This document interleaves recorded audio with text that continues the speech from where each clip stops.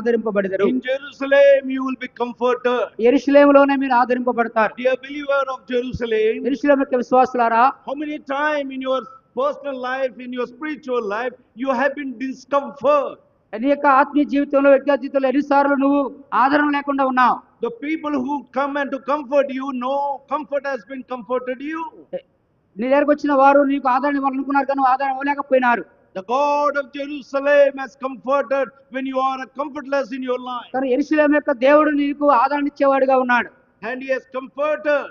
ఆయన ఆదరణకర్తగా ఉన్నాడు. When He has comforted in your uncomfort life. నీ యొక్క ఆదరణ లేని జీవితంలో నీకు ఆదరణకర్తగా ఉన్నప్పుడు, Isaiah chapter 65, యెషయా గ్రంథము 65వ అధ్యాయము verse 19.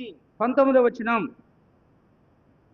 నేను యెరూషలేమును గూర్చి ఆనందించెదను, I'll rejoice in Jerusalem. యెరూషలేములో ఆనందిస్తాను, And the joy in the people of the voice of weeping shall be no more.